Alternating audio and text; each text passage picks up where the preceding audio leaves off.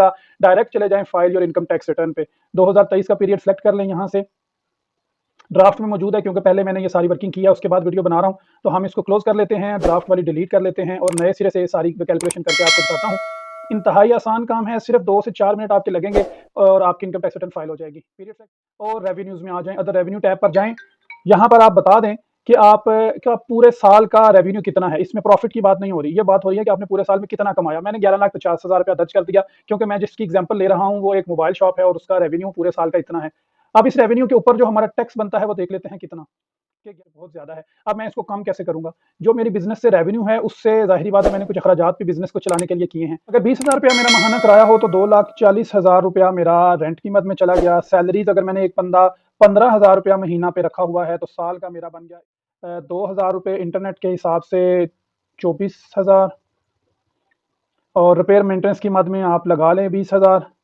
Stationery आपने जो letter pad वगैरह प्रिंट करवाने हैं, फोटो कॉपीज 5,000 और एडवर्टाइजमेंट पे 10,000 और ब्रोकेज कमीशन मैंने एक बंदा आगे रखा हुआ है जो मेरा ये काम कर रहा है, उसको कमीशन दिया 50,000 और इनडायरेक्ट एक्सपेंसेस जिनका मुझे नहीं पता ये भी 50,000 रुपया। अब मैं इनको कैलकुलेट करता हूँ, जितनी यहाँ पर मैं एक्सपेंसेस शो कर दूंगा इन पर वो टोटल रकम से माइनस होकर टैक्स कम हो जाएगा। अब देखिए मैंने बता दिया कि 6,39,000 रुपया मेरा खर्चा हो गया है 11,50,000 में। अब हम कंप्यूटेशन पर आके देखते हैं क्या, क्योंकि जो मेरी इनकम है जो बच गई है मेरी वो 5,11,000 रुपया बच गई है और 6 लाख से कम की अगर आपकी इनकम होगी तो आपके ऊपर कोई टैक्स नहीं होगा। अब जनाब ये हमारे पास रकम आ गई 5,11,000, इसको हम यहाँ से कर लेते हैं कॉपी और डायरेक्ट जाके बता देंगे इस साल की जो मेरी रिकंसिलिएशन में income declared as per income tax return, तो यहाँ पर फिर हम कैलकुलेट कर लेते हैं।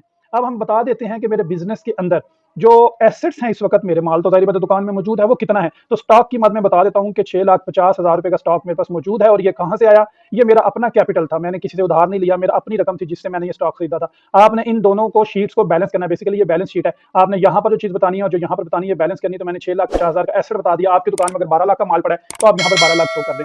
यहाँ करने के बाद अब हम आ जाएंगे अपनी वेल्थ स्टेटमेंट पर। आपको मैंने बताया कि जो टैक्सेबल आपका 5 लाख रुपए का अखराजात हो गए घर में, किस मद में हो गए ये अब आप तफसील से वेल्थ स्टेटमेंट डिक्लेयर करें अपनी, कि रेंट आपने घर का कितना दिया, आपने गाड़ी पेट्रोल पे कितना खर्चा लिया, घर का बिजली का बिल, गैस पानी टेलीफोन का बिल, घर में अद्वियात पर, तालीम पर, बच्चों पर ज़कात, ये सारे कितने हुए। मैंने डायरेक्ट आसानी के लिए 5 लाख दर्ज कर दिया। आप यहाँ पर बाइफिकेशन यहाँ ब्रेक डाउन करके अपनी तफसीलात दर्ज कर सकते हैं। अब टोटल मेरी जो की सूरत में शो कर देता हूँ यहाँ पर कि मेरे पास 11,000 कैश में मौजूद है। इसको कैलकुलेट करूंगा, रिकनसाइल करूंगा तो ऑटोमेटिकली मेरा सिफर बैलेंस आ जाएगा क्योंकि 5,11,000 की मेरी आमदन थी और ये देखें 11,000 पास मेरे पास कैश है, 5 लाख के अखराजात हो गए। इसके बाद सिर्फ आपने इसको करना है सेव और एट्रीब्यूट्स में आ जाना है। एट्रीब्यूट में आगे बिजनेस सेक्शन में आपने बताना है मोबाइल फोन शॉप है, तो हमके बाद यहाँ से आपने सबमिट करना है। जैसे ये सबमिट के बटन पर आएंगे यहाँ से आपसे पिन कोड मांगेगा। अगर तो ये पिन कोड आपको याद है ठीक, नहीं तो यहाँ से आप आके चेंज पिन करें, कोई भी पिन कोड यहाँ बना सकते हैं। इसको ओके करें, यहाँ पर पिन कोड दर्ज करें और इसको जब आप सबमिट करेंगे यहाँ पर दर्ज करके तो ये आपकी सबमिट होकर फौरन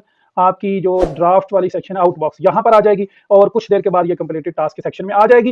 अगर आपको मजीद कोई सवाल पूछना हो तो मुझसे बिला झिझक पूछे, मैं हर सवाल का जवाब देने की भरपूर कोशिश करता हूँ। ये इंतहाई सिंपल सा आसान सा मेथड था, मैंने कहा आपके साथ शेयर कर दूं। इंशाल्लाह एफपीआर से रिलेटेड दीगर इन्फॉर्मेशन और दीगर हुकूकी स्कीम के तहत हाजिर होता रहूंगा।